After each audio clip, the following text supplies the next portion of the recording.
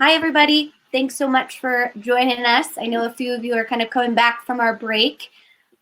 So to introduce Nate, I know many of you met him yesterday during our change management session. But again, our Director of Transformation and Strategy, he specializes in change management, human capital management, and a variety of other things. He has a wealth of experience in this area. So today, as we talked about, he's going to take us through more of a planning working session. So I think a great place to start is if all of you could type kind of where you're at in change management or any experience you've had with a change plan in the chat box. You can kind of know who we're working with and what our overall adoption rate is to change management. So with that, Nate, I will turn it over to you to answer any questions in the chat box, and we'll get started. Great. Thank you, Kyler. While we're getting started here today, I wanted to give a little bit of an overview of what we discussed yesterday and how we're going to structure today's program. So yesterday we talked a little bit more about the theory behind change management, why we run change management initiatives, their importance throughout the entire technology data transformation program, and really what exactly change management needs. Today, we're going to talk about setting up your change management program. And this is the part of the program that I really like the most. This is really getting down to the nuts and bolts of how we do this, what exactly it means to set up a change management program, what those steps entail, what is needed from both a partner, what is needed from an internal resource, and what the goals of the change management program is overall. I see that Karen is an experienced OCM lead, so thank you, Karen, for that. And please feel free to add any comments, any questions throughout the program. And I would encourage everyone on the call today, if you have questions, please jump in and type a question on the screen. Kyler will be watching the questions for me as we're going through the presentation and would love to answer anything on the fly. And then we will, at the end, have 5-10 minutes set aside for any questions you have. And then also, finally, we'll have my contact information and would encourage you to reach out to me at any time if there's anything that I've presented today or if there's anything that you have questions on that we didn't present in yesterday or today's session that I can answer, or if you just want to talk to me about any change management initiatives you either have ongoing now that you've had in the past or that you have upcoming. So with that, I'm going to share my screen here. Okay, today I want to talk about building a change management strategy and program.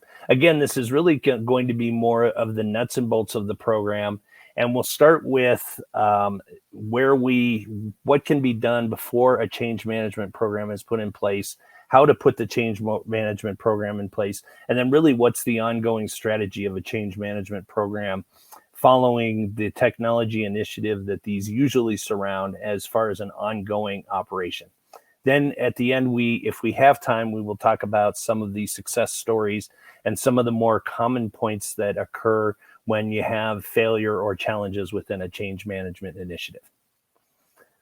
Starting off with the change management issue, it's really important that prior to kicking off the engagement, whether you're working on an internal change management program or whether you've hired a partner to help guide you through this change management process, it's very, very important at the beginning that you very clearly define the following things. What is success? What does success mean for the technology implementation? And while this seems like a very simple question to answer, we really challenge all of our clients to sit down and say, what is it we want from the technology? What do we hope to achieve with the technology at go live? What do we hope to achieve with the technology in a year? And how will this technology support us in the future?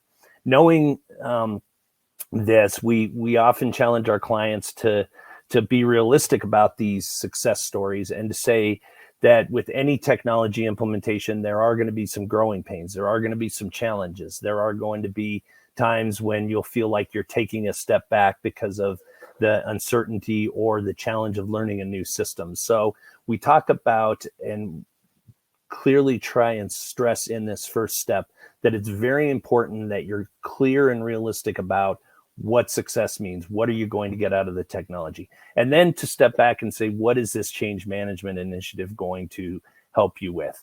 It's very easy to say that change management will help us be much better tuned to use a system, will put us in a much better place to take advantage of the technology.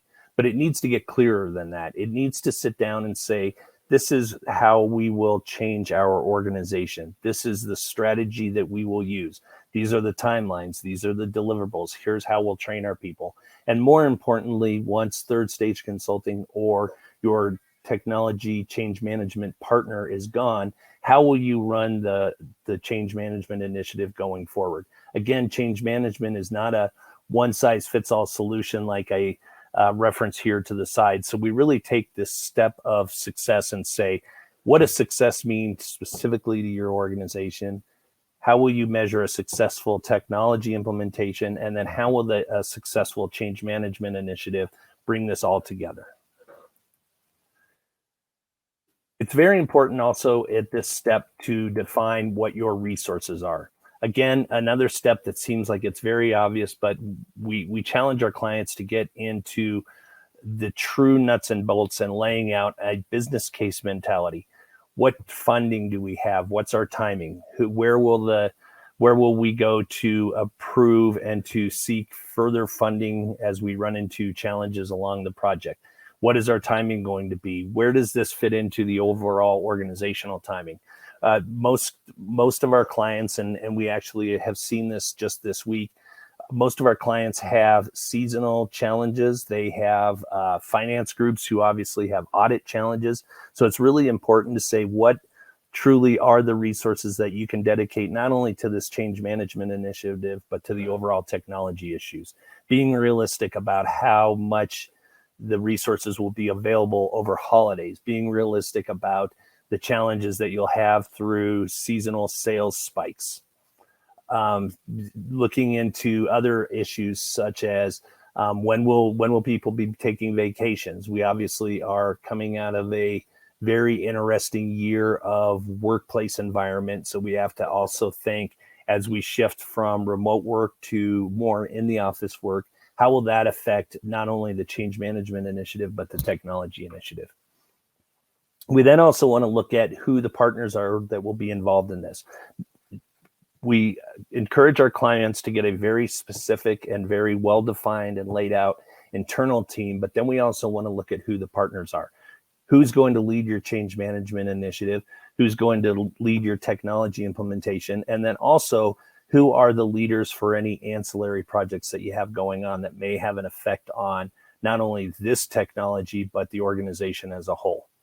Then we want to talk about what your technology resources are. Do you have a good, well-established online learning capability? Do you have good communication tools in place? Do you have a good technology base that will allow you to reach your end users, that will allow you to communicate with your partners, and that will allow you to communicate across geographies? And again, with the changing work environment, do we have a really good, solid technology platform that will support not only this change management initiative, but the project as a whole? Finally, the real important resource is lessons learned. Not only from a technology initiative, but from all the different projects that you've run as an organization. It's really important, and I cannot stress enough this last part, and that is lessons learned. What has worked from your organization? What has worked? What hasn't worked? What have been the challenges? And then to also learn from your partners that you are teaming up with. What's worked for them? What's been the challenges with them? What do we see as far as challenges within the industry?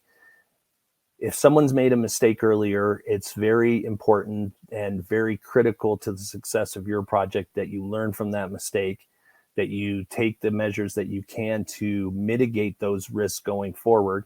And then more importantly, that you take advantage of what they've done in the past and use that to enable your project to succeed in the future.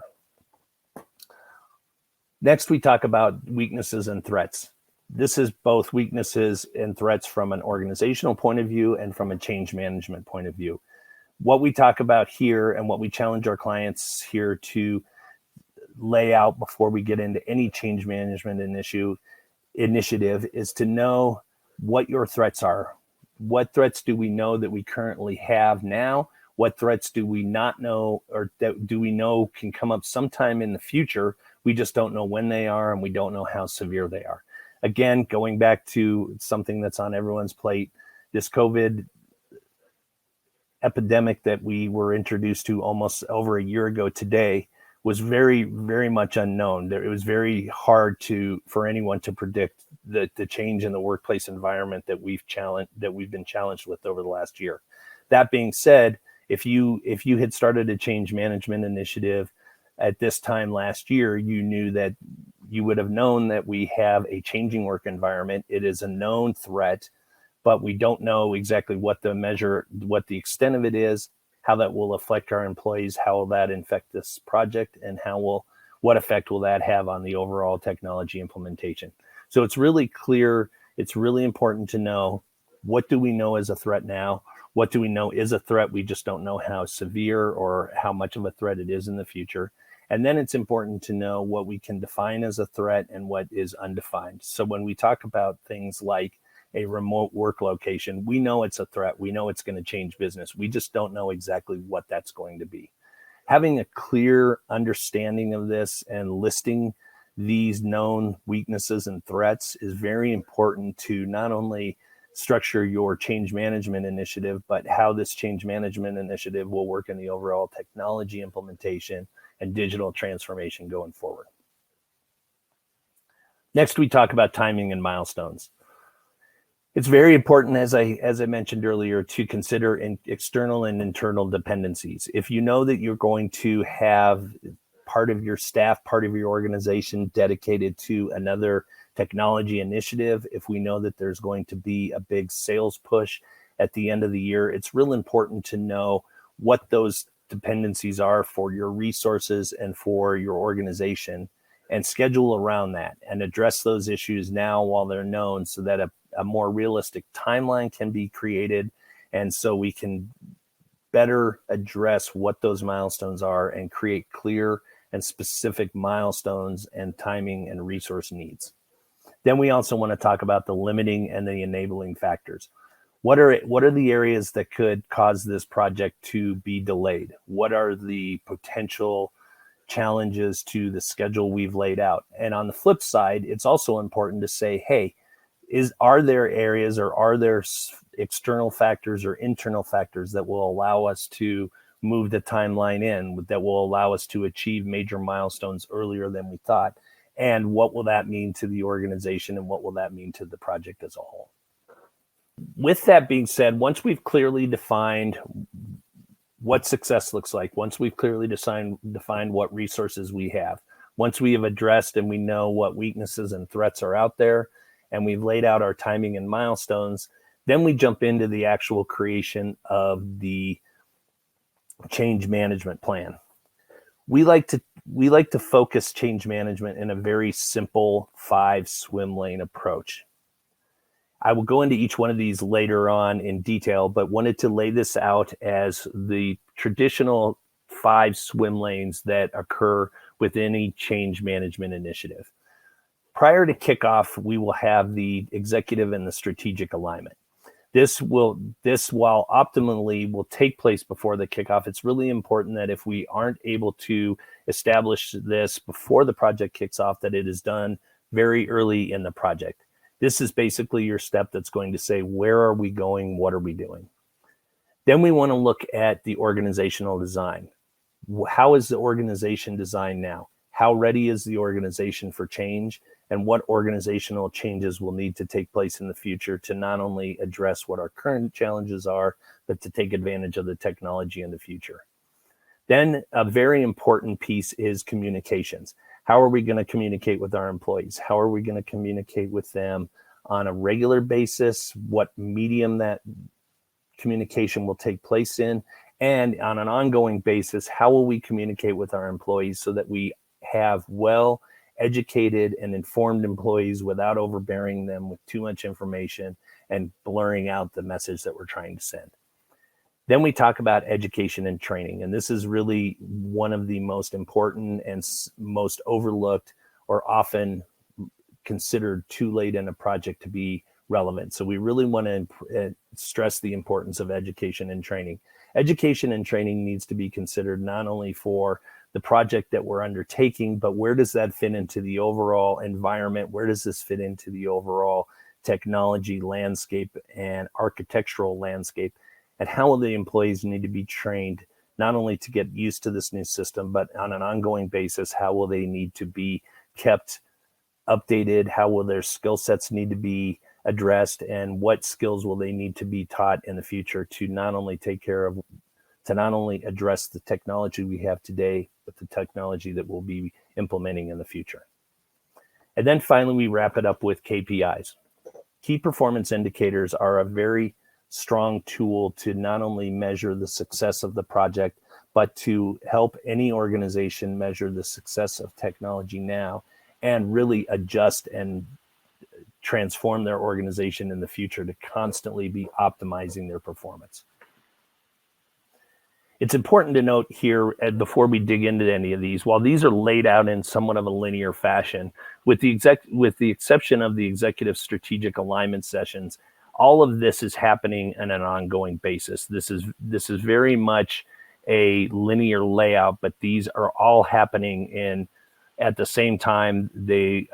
One is not dependent on the other, and really this is all something that needs to be addressed immediately so that they all can be started and created and worked on throughout the project instead of in a linear basis. And it looks like we have a question over here, Nate. So who exactly would be managing at that point?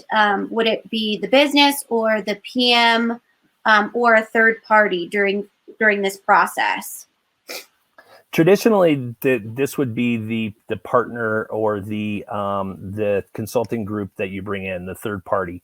It obviously, before third stage is called into one of these engagements, an organization has made the decision that they need to make a change within their digital strategy or their technology platform to go forward. So while we at times are brought in to organizations to help them not only with that strategy, our traditional role comes in when a company or an organization has made the decision, yes, we need technology to help us in the future.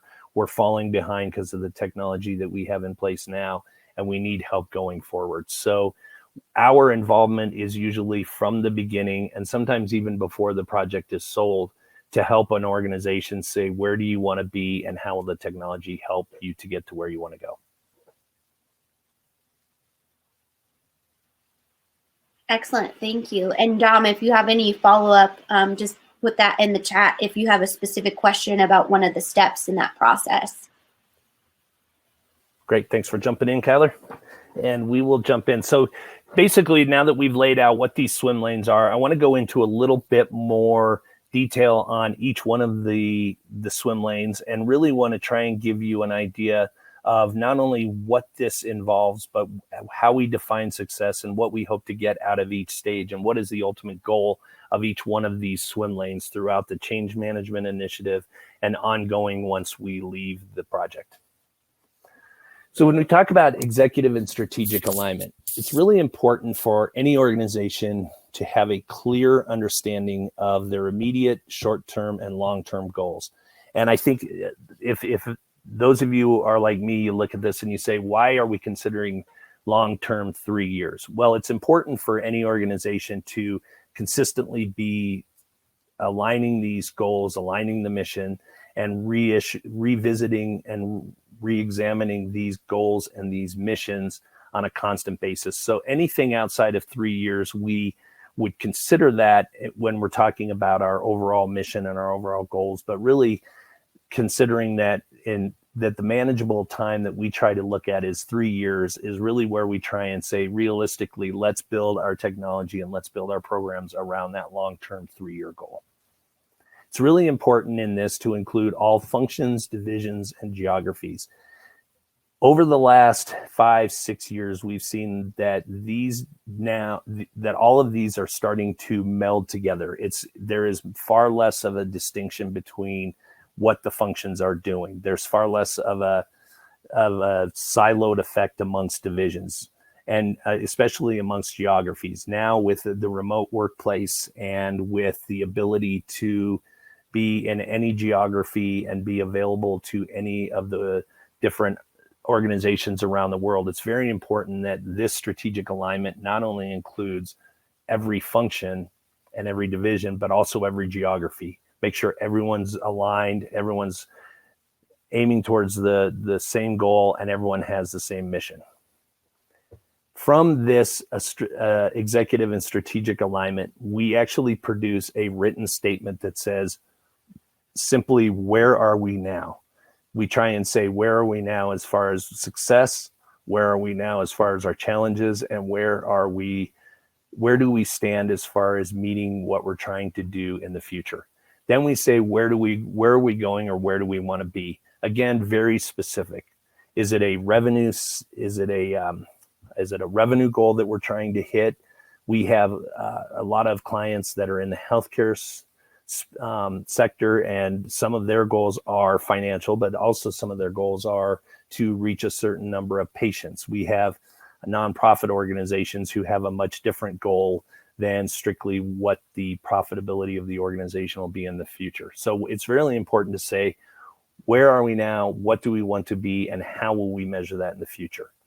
And then how will we get there? And this is really the most important part, and what really will drive all the next 4 swim lanes within this change management initiative is, how do we get there? How do we implement the technology? How do we train our people? And how do we change the organization to take best advantage of the skill sets that we have in place now? What skill sets and what expertise and what knowledge do we need to implement in the future to get us to where we want to be? We next jump down to organizational design. This is really a step that is, when I talk about everything being nonlinear, this is really a step that is just constantly ongoing, and especially important once an organization goes live with the technology and starts to optimize their use of that technology going forward. Again, when we talk about organizational changes, what changes will take place in functions, what take place in geographies, and what changes will take place in the workforce. We've noticed, and the common trend among technology now is that businesses and IT groups are starting to team. We noted traditionally you had your individual functions and your individual organizations. They look to IT to drive the technology and to get them the data and the answers that they need. This now has changed, and now IT functions are partnering closer with the businesses. So an organization has to look at the fact that how will the IT group be dispersed more within the organizations? How will they enable these individual functions to think more strategically? And how will they be able to manage and create data themselves to allow them to make strategic decisions in the future?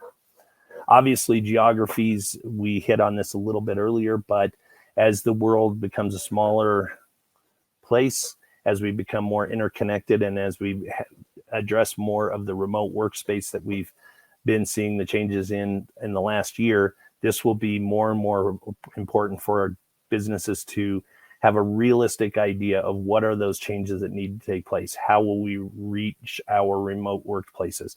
How will the geographies be laid out going forward? Will this be more of a time zone difference? Will this be more of a functional difference? Or will we change the organization altogether to look somewhat different given the new technology that we have? Then we talk about human capital. Again, this is really straightforward, but it often is where organizations get very hung up. And that is, what are the immediate and short and long-term needs for our employees? What skill sets do they have, and what experience do they need to gain over the next 1, 3, and 5 years to put them in the best position to help the organization going forward? It's not enough anymore to just say, hey, we have a new system. This new technology will make our employees better. We need to actually look at a system and say, what will the new technology provide for us? How do I put my staff and how do I put my resources into the best position to take advantage of the technology and to help themselves and the organization grow and move forward in the future? And then we really look at what are the human resources changes, what are the human resource changes around this entire organizational design? How will we report differently to our bosses? How will we be aligned in the future? What are the new job descriptions that we will need to produce to create the staff and create the organization that will take advantage of the new technology that we're implementing? Then we talk about communications. Communications is really the heart and the backbone of a change management initiative, and one that can make a very large difference between success and just an overall average change management initiative and overall technology implementation. It's really important with communications to address the mode that we will communicate with our employees. As we discussed yesterday, different organizations, different geographies, and different functions have different ways that they communicate with their employees. Sometimes the communication occurs live. It needs to take place in a group. It needs to take place face-to-face, and we need to get together with our employees and let them know this is where we're going. These are the changes that are upcoming, and here's how we're going to get there. Sometimes those communications can be achieved through email. Though these type of email communications are more along the lines of what's up, what are the upcoming milestones, what are the upcoming dates, what do we need from you, what are the dates that we are going to be shut down, what are the dates that we're going to go live, that sort of thing. And then we talk about presentations. How do we present not only where the project is going, but where the employees stand and where the organizations stand? We really try and emphasize that these presentations need to be limited as much as possible, but need to really give the employees a chance of a feeling of involvement and a chance to look at the project overall and see what the big picture is, not just what their specific organization and how their specific organization contributes to the overall project. Oftentimes, town halls are very important in this type of engagement. Town halls can be anywhere from digital town halls. They can be brown bag training sessions. Again, with our changes in the workforce, it seems like most of these now have turned into Zoom or Teams calls. But what we try and do here and what we try and emphasize with this mode of communication is it's really important to not only make the communication two-way between the employees and management, but it's really important to give everyone a chance to hear what the other questions are, to hear what the other concerns are. And not only that, but to celebrate what the other achievements that we had and what other folks are seeing as benefits to the system and what are the plans for the future to take better advantage of the technology. So while we tend to think of communication as telling someone, this is what's going to happen, this is why it's going to happen, this is when it's going to happen, we really want to talk about getting that two-way communication established, giving the employees a chance to discuss challenges with their fellow employees and also to discuss the success and the achievements that they've had amongst their employees. Then we talk about the types of communication. Really, we try and say that a communication should either request information from someone or request an action from someone. It should inform them what's going on, or it should be a type of communication that will support them in their current job. The format for these communications it's very important that it needs to be brief, clear, and concise. We try and advise our clients that with these type communications, especially when we are talking about presentations, emails, or live communication, that we have the rule of 4 bullet points. No more than 4 bullet points. Tell the individuals what's going on, what's upcoming, what we need from them, what are the challenges, and what are the successes.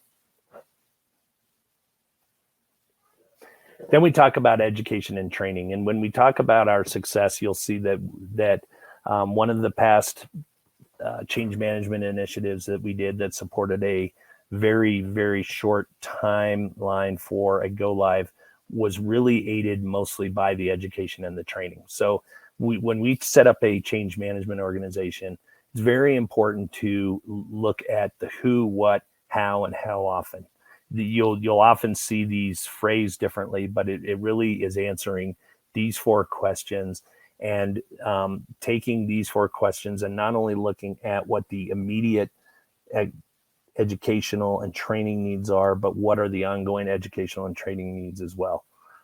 Who's going to do the training? Is this training going to be provided by an outside source? Is it going to be internal training, or is it going to be a hybrid of the two?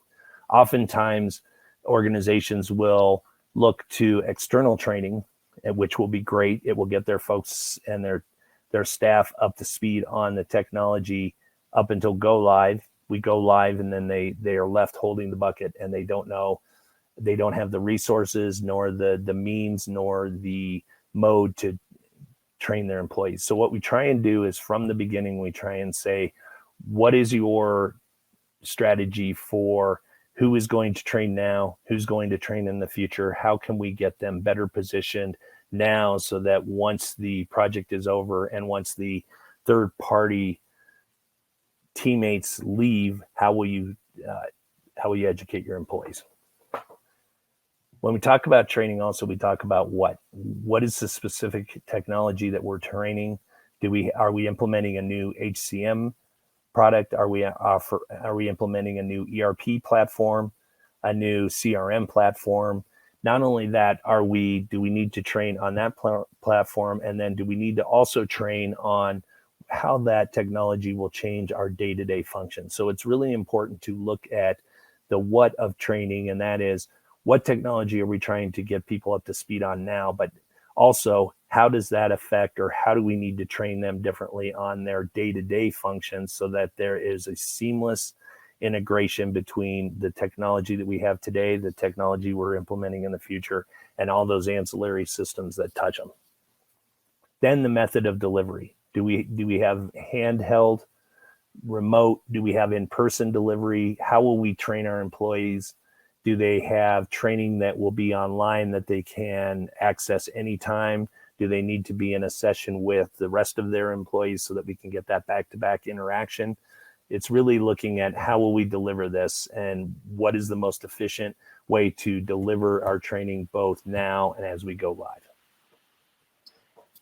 And Nate, real quick, looks like we have a question just on communication mediums for this types of OCM initiatives. So the question is, do you see a room or a need for a social media group chat apps to be relevant in OCM? Yes, thanks for the question, Dom.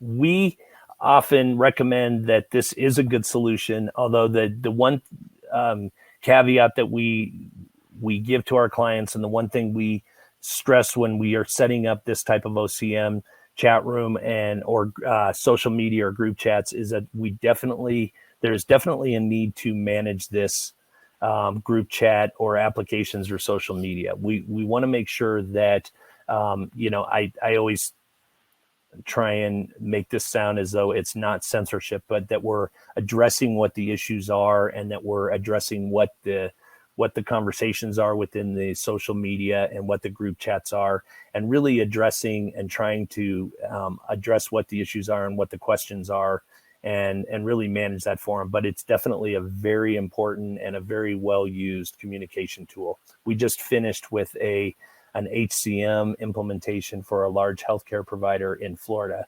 And this was really, really important and a very heavily used medium. As they went through their end user training, they actually found that most of their individuals that were going through the online training were able to bring the chat rooms up. They were able to communicate with one another as they were going through the training. And it really mimicked as close as we could get to a live classroom environment where the individuals were actually going through the training, and then they say, gosh, this looks strange. I don't really understand what's going on. And then they had the chat in the background to support them through the training. Thanks, Nate. Okay. So we talked about I think we left off the how to deliver the education and the training in person, online. Do you have recorded sessions? Do you have interactive sessions? A lot of the technology now and most of the ERP packages are offering an array of technology and training solutions, anywhere from the online manual, which I think we're used to from all the way back into the late 80s, to interactive training that actually is following a user as they go through their steps and as they go through the use of the program, and offering educational tips, offering tips on how to better do the function that they're trying to do. So there's really that large continuum of where we are on our training, how we want to deliver that training to the individual. And obviously with any advanced and with any in-depth training, like I discussed, there is a cost. And so we want to say, we want our from the beginning to look at this overall educational initiative and say, how are we going to best use our funds to take advantage of a educational need that we have today and our ongoing education going forward. And then we talk about how often the employees will be trained. We obviously, when we implement a new technology, there is training necessary to get us up to speed. There's also the ongoing training for that will take place as new releases come out, as new versions come out, or as new enhancements or upgrades come out as well. So it's not enough to just say, hey, our employees are trained to go live and we're set, now we can go forward. Training is really turned into an ongoing 365 days a year. It's necessary to be implementing these training initiatives and keep them ongoing so that your employees are not only taking better advantage of the technology in place, but are best situated for the upcoming changes that are going to take place in the technology. Then we talk about new hires and staffing changes. There's obviously the training to get the employee up to speed on their day-to-day function, but we need to also make sure that this training and this education addresses the platform that's specific to the employee's function and their overall fit within the organization. Finally, we get to key performance indicators, and this is one that organizations traditionally struggle with, and I think it's really important to say here that KPIs are an exercise that really should be undertaken with the mindset and with the overall goal that we will measure what we can relevant to how it will help the organization move forward. So we want to, with any KPI initiative that we introduce, we want to say that we keep it very simple and keep into the 3 rules. Is it measurable? Is it specific and relevant? And is it ongoing? Is it measurable? Is there an ability to be tracked? With any new technology initiative, we've obviously made a business case that the technology will make us better. How will that technology make us better? And what can we track within the use of the technology that will allow us to show that the technology is either making us better or making us worse? We also, when we talk about measurable indicators, we want to make sure that we are taking into account the effect of external resources. So a good example is when we talk about like the days of the dollars outstanding on invoices. We want to make sure that when we are measuring, and if this is included in a key performance indicator, that this indicator is being considered when we take into account the external external influences. So it's important to say, is this something that is truly an indication of how the technology is being used and the benefits that technology is giving us, irregardless of what the external forces are, either moving us closer to where we want to be or further from where we are now. Then we talk about specific and relevant. Basically, it's really important, and what we try and say is, let's make this very simple. Link the key performance measures to how this makes a difference to the organization. So I often say that you can go through and you can develop all sorts of key performance indicators that show that you're that you're knocking it out of the park, but is this really making a difference to the organization? Is this really driving the change that the leaders have envisioned this technology will make? Or are you just measuring something to show that it's successful and it's really not moving the organizational needle? Then we talk about ongoing. Key performance indicators are very important for a technology initiative, but it's also important to look at key performance indicators and talk about how can we use these in the future to constantly be looking at where we are now and where we want to be, and measuring, is this technology helping? If it's not helping, how can we change it to get us to where we want to be? Or if it's actually slowing us down, how do we make those changes and how do we make those adjustments to get us back to where we want to be and to get us to where we want to go in the future? And finally, I see that we have we have, I guess, 3 minutes left, and I want to talk about really quick some success stories and then some challenges, and then we will wrap up with any questions and answers you have. Wanted to talk about something I mentioned earlier, and that was a global ERP implementation that we led the change management initiative of earlier back in 2019. This was an ERP implementation that was slated for a 6-month time frame.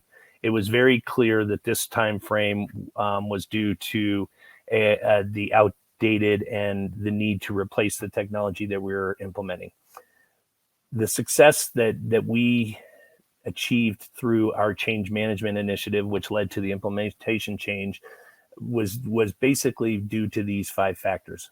We had a clear and documented project charter. We had a clear plan and definition of what our major milestones were. Those major milestones were compared against any external resources, external forces, to make sure that we really could achieve that 6-month time frame that we laid out. Then we talk about how the change management and the technology implementation worked lockstep. It's really important throughout any change management initiative, not just one that is squeezed into a 6-month time frame, that the technology implementation and the change management implementation are working lockstep. They cannot be siloed. If they are siloed, you will run into all sorts of challenges and the chances of success just get harder and harder. Constant, concise, and comprehensive communication delivered utilizing several mediums. We communicated with our employees on this project almost daily. And some of our communications were literally 2 lines notifying them that the system would be down for 10 minutes for maintenance. We also had longer communications, longer town hall meetings, and longer presentations that told them, here's where we are, here's where we're going to be, and here's what this means to you as an employee. Knowing that we had a tight time frame for this implementation, we needed to make sure not only that the employees were ready for this technology change, but how is this going to affect them going forward? They stood there today using one technology, knowing they were going to use another technology in 6 months, and how are they going to be doing things differently in the future? And then we talk about continual training, and this really kicked off immediately. We really started, once the project started, we started addressing how the employees will be trained, how will they use the system going forward. So it's important with any change management initiative to know that training needs to be starting way before go live. You can literally be training your employees and designing the changes that the employees will go through from day one. And again, successful milestones communicated and celebrated throughout the project.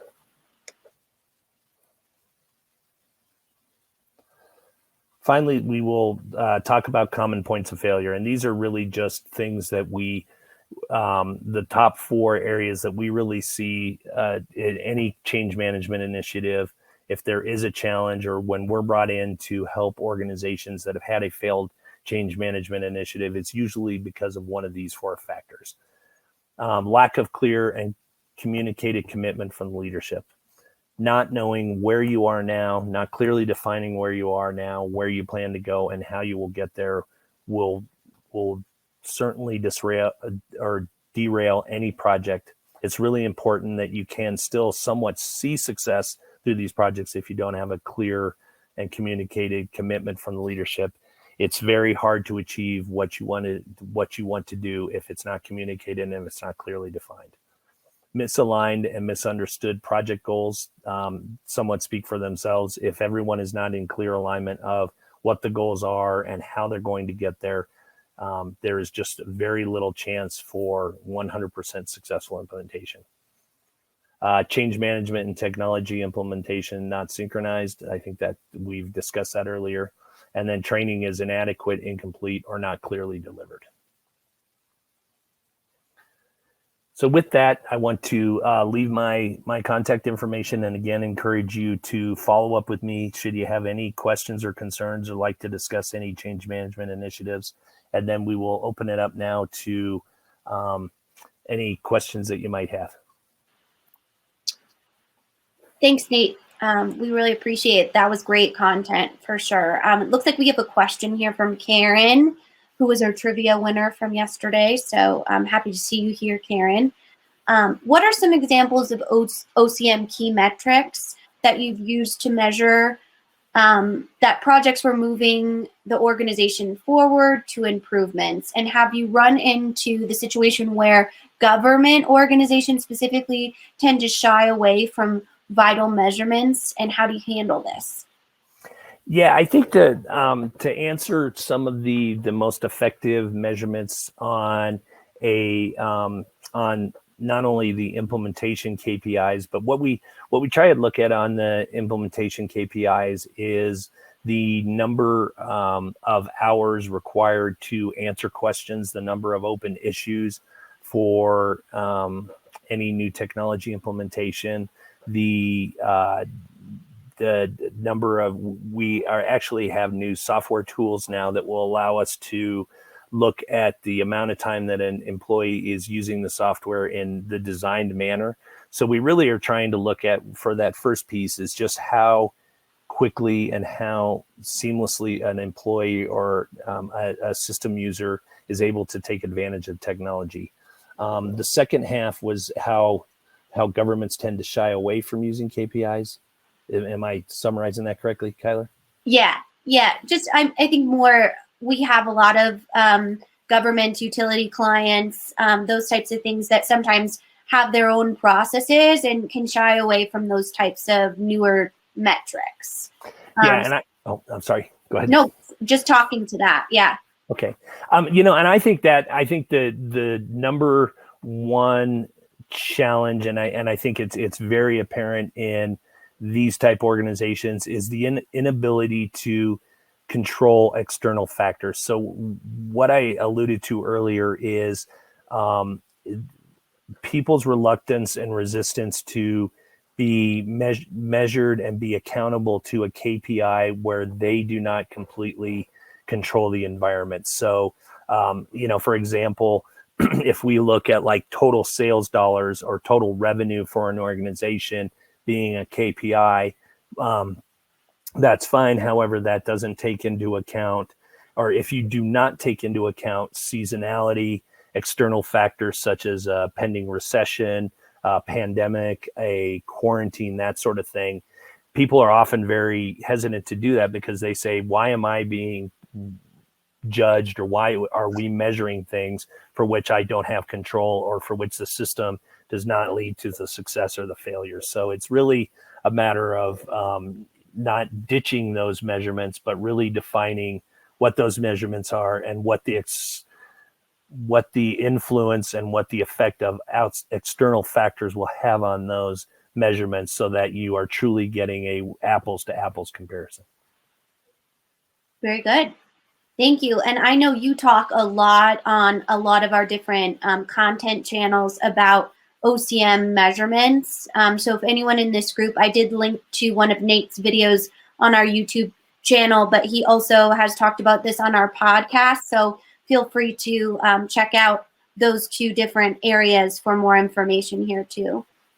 And as Nate said, if you have any questions, please feel free to follow up with him directly. And that's something that he always is happy to advise on. So thank you so much, Nate, for joining us. We'll see you tomorrow, I think, for some more HR focused content.